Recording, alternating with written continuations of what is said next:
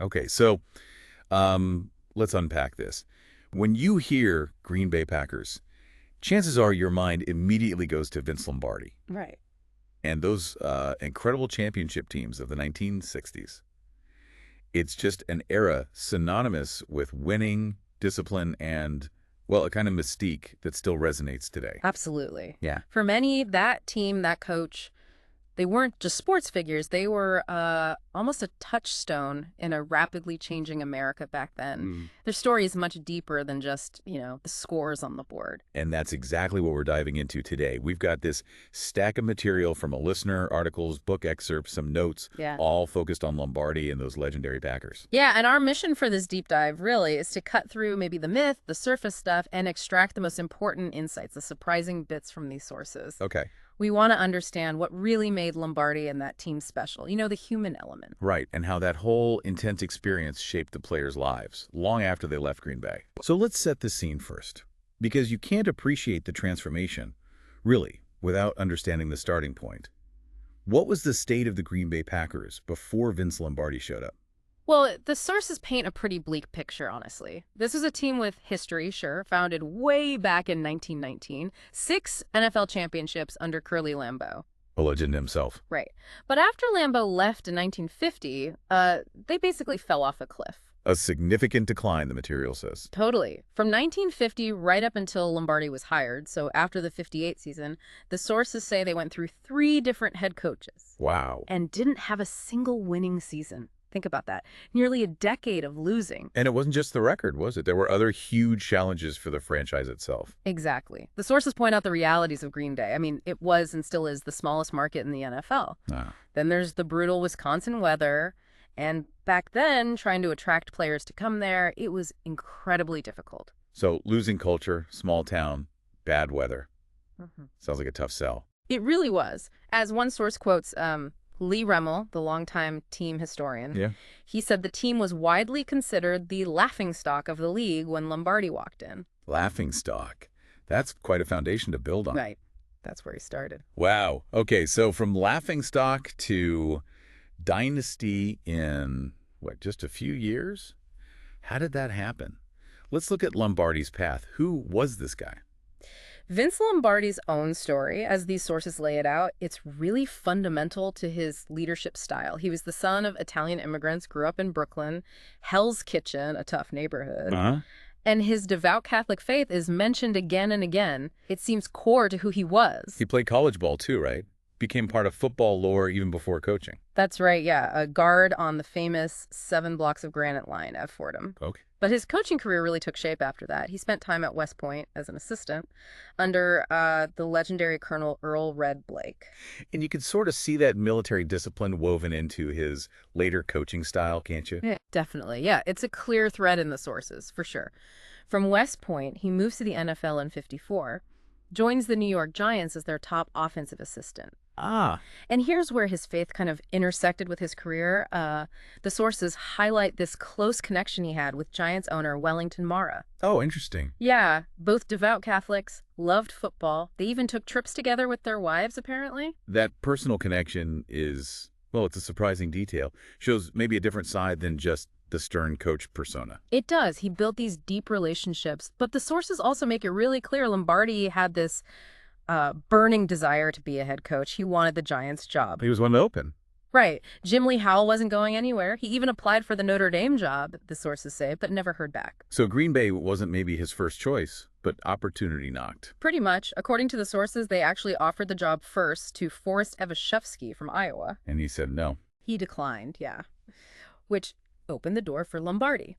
So he replaces Scooter McLean after the '58 season, signs a 5-year contract, $40,000 a year. Which was, what, $200,000 total? That feels like a big commitment for a team that was struggling so badly. It was a huge commitment. And the transformation, it was almost instantaneous. Yeah, the sources highlight that. Yeah. He took them from, what was it, 110-1 the year before he got there? Right.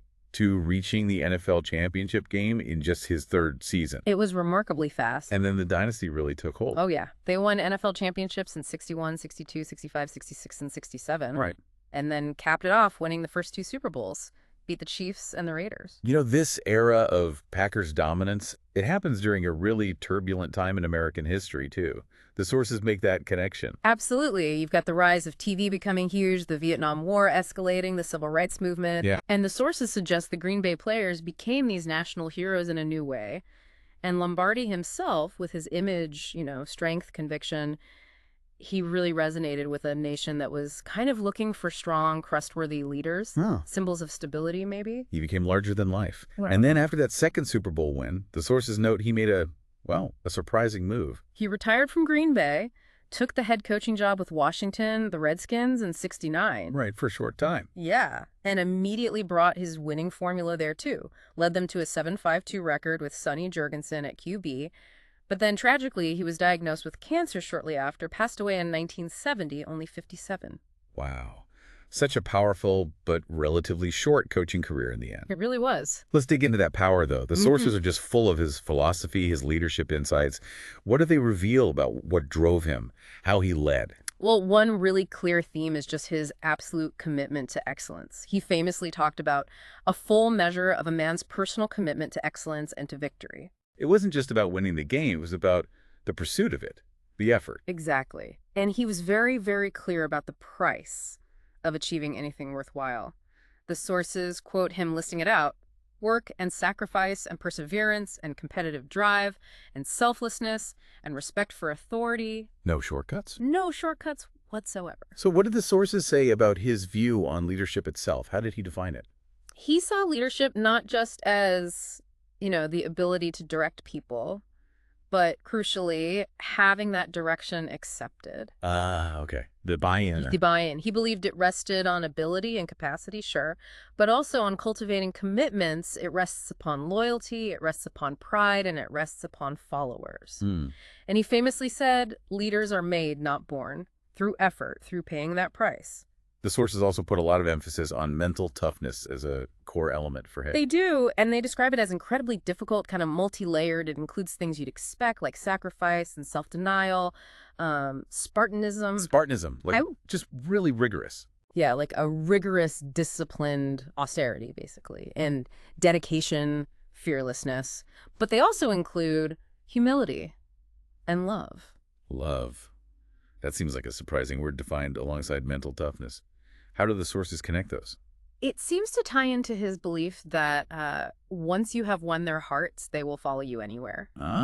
The sources suggest he saw leadership as having this almost spiritual quality, a power to truly inspire loyalty, fearlessness, and that grew from earning their respect, maybe even their affection, winning their hearts. So it wasn't just about demanding performance. No, it was about inspiring this perfectly disciplined will through a deeper connection. And his perspective on defeat is interesting too, isn't it? Oh yeah, that powerful quote.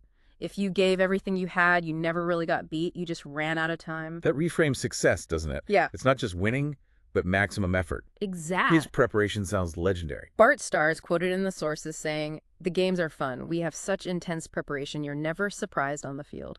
The sources just hammer home his focus on the fundamentals. Discipline, hard work, sacrifice, execution, organization, preparation, and attention to detail.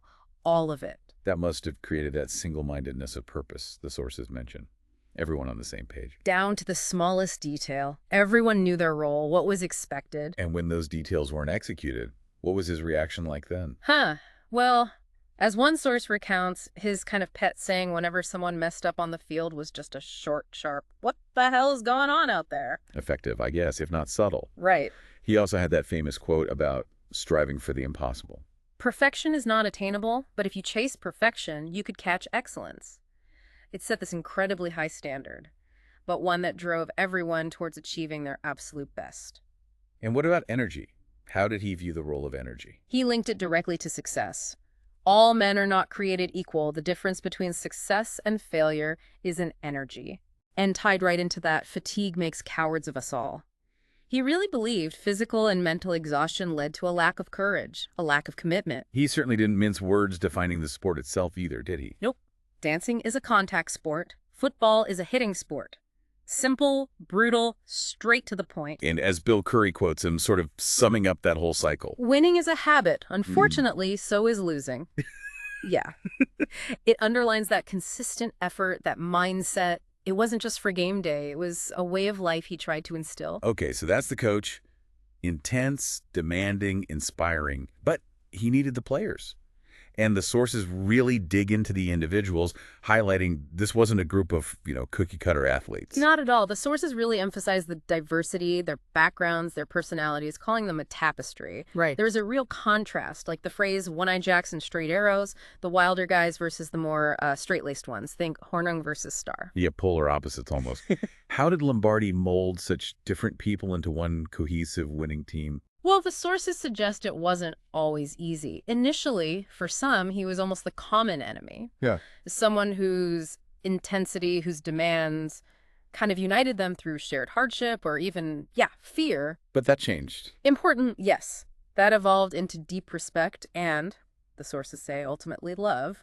Mar Fleming, a tight end, is quoted calling him a coach of life. A coach of life. Someone who pushed them not just as players, but as men, faced them to develop character, believe in themselves. Let's look at a few of these individuals then, whose stories really illustrate the complexity of that team and Lombardi's impact based on these sources.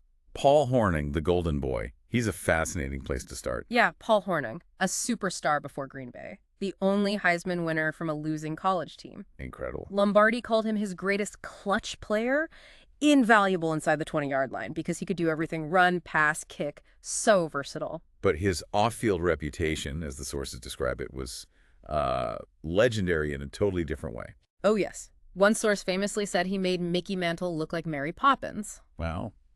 The stories are colorful, late nights, martinis, apparently never going to bed alone. Just a wild lifestyle that seems completely at odds with Lombardi's discipline. And he was suspended for betting, right? Yep, suspended by the league for betting on games back in 1963. And yet, the sources suggest he saw Lombardi as a father figure. That seems contradictory. It does, but yes, he did. His own father had left when he was young, and Lombardi seemed to fill that void for him despite their completely different lifestyles. It's a really interesting dynamic the sources explore there. Then you have Bart Starr. Almost the complete opposite. The quiet one. The dedicated student of the game. The sources note he wasn't really considered mentally tough initially before Lombardi arrived. Really? Yeah. And Bart Starr himself is quoted saying, "I owe my life to that man," crediting Lombardi with fundamentally changing him. He was known for his preparation, his composure in the big moments. Exactly. He rarely led the league statistically, but his performance always seemed to peak in the critical games. He was an academic All-American, known for that quiet leadership. And went on to coach, have business success too. Yeah, significant business success, often with former teammates like Bob Skaronsky and Bob Long. Okay, Jerry Kramer. His story involves incredible physical pain throughout his career. Just horrific injuries, starting even in childhood. Broke bones, concussions, detached retina. The sources just list this string of brutal physical challenges he had to overcome. But the sources say he was incredibly driven, almost in a philosophical way. Yes, he reflected really deeply on competition, saw the most meaningful struggle as being against myself, against my potential and my limits. His intense drive, as the sources describe it, came from a mix of things, having had nothing from growing up without, but also this deep obligation to Lombardi and to my teammates, the obligation to succeed. And he channeled that drive later. Yeah, into writing books, into various business ventures after football. Kramer's writings, in the sources, also touch on the era's approach to physical conditioning. Yeah. Including mentioning amphetamine use. Yes, Kramer notes that early in his career, some players, and he suggests sometimes even Lombardi, took pet pills or amphetamines, often maybe without fully understanding their effects, sometimes comparing them to diet pills. Okay. The sources just mention this as a detail at the time. They don't really comment further on the ethics or how widespread it was beyond Kramer's account. Got it. Now, Fuzzy Thurston sounds like maybe a character who provided some needed levity. Fuzzy definitely had an infectious personality, apparently needed an audience. He battled serious health issues later, lost his voice box to cancer, but taught himself to speak again. Amazing resilience. Wow. The sources describe him not as a natural athlete, maybe, but having a huge heart and fire and pride. He had a kind of turbulent post-football business career with restaurants, sometimes partnered with Max McGee, found success, but also hit bankruptcy. He was famous for making the rookies perform, often making them sing. Okay, Forrest Gregg. He's singled out by Lombardi himself in the sources. Lombardi called him his finest player. Yeah, discipline personified. Forrest Gregg was incredibly consistent, set a team record for consecutive games played. Wow. He was a serious family man and achieved that really rare feat of playing and coaching in the Super Bowl later. His commitment to his craft, as the sources depict it, really mirrored Starr's dedication. Then Max McGee. Another larger-than-life character, it seems. Oh, Hornung's partner in crime, as one source put it, known for majoring in Bourbon Street back at Tulane. Right. His defining moment really was coming off the bench, famously hungover, according to one account, to become MVP of Super Bowl I. He seemed to view a lot of his on-field success almost as luck. And he had a unique, sometimes maybe tense relationship with Lombardi. The sources describe it as strange. Lombardi apparently rarely criticized McGee overtly, maybe sensing Max's sensitivity. And McGee was one of the very few players brave enough or maybe foolish enough to talk back to Lombardi sometimes. Is that where the gentleman, this is a football story comes from? That's the one. The anecdote is McGee interrupting Lombardi's famous speech with, "Hold on, coach, you're going too fast."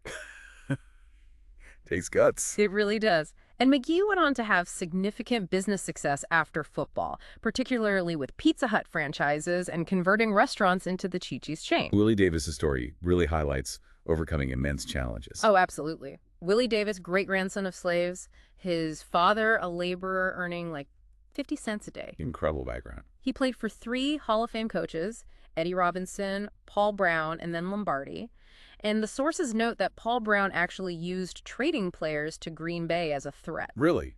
Because it was undesirable. Yeah, it was considered undesirable, especially for black players at the time. Willie was traded from Cleveland and actually considered playing in Canada instead. But Lombardi connected with him. He did.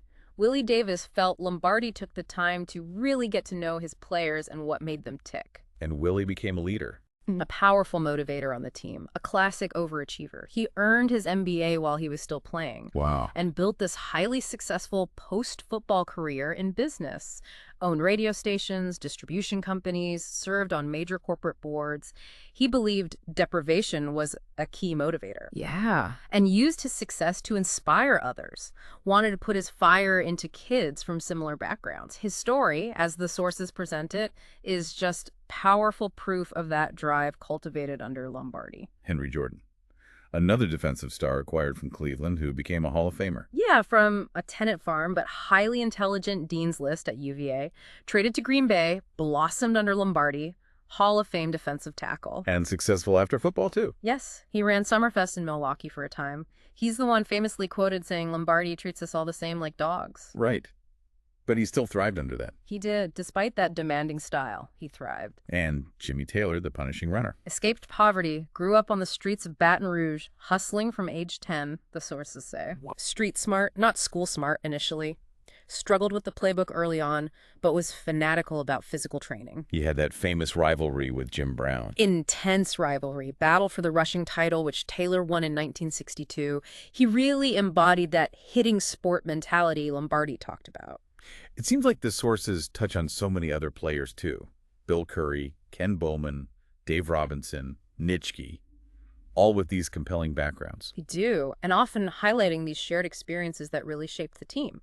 So many came from incredibly challenging backgrounds. Steel mills, coal towns, tenant farms, orphanages. Right. The material really suggests that for many of them, Lombardi became this crucial father figure, providing structure, discipline, belief, things they might not have had otherwise. It feels like a key insight from these sources is that Lombardi's genius wasn't just X's and O's, but in seeing and then cultivating the inherent drive within these men, many of whom had already overcome so much just to get there. That's definitely a strong takeaway. Yeah. The sources point again and again to Lombardi's ability to look inside people, to see strengths people never knew they had, to draw out those strengths and blend them and refine them. He built a unified team. Not from uniformity, right? But from harnessing all these disparate experiences and pushing every single person to reach their absolute peak, individually and collectively. So looking back at all these sources, pulling it together, what do they collectively suggest was the core of this team's greatness, its enduring legacy? It seems like it wasn't just one thing. It was Lombardi's specific brand of leadership Intense, demanding, yeah, but ultimately It inspiring. was the mix of players. Exactly, this unique blend of players with incredible talent, sure, but also diverse personalities and these shared experiences of hardship. He didn't just coach football. He cultivated character. Became that coach of life, some players described him as. Right, that absolute commitment to excellence, the relentless preparation, the discipline, the attention to detail. He just instilled that in everyone. And it created unity. An incredible unity, despite the individual differences, despite the intense demands. The sources use phrases like total team unity. And there's that powerful line from Bob Skoronski. Yeah. There may have been teams with more ability, but there was never one with more love. Wow. That says a lot. And the sources show that the lessons learned there, the discipline, the resilience, the drive, it carried into the players' lives long after football. Definitely.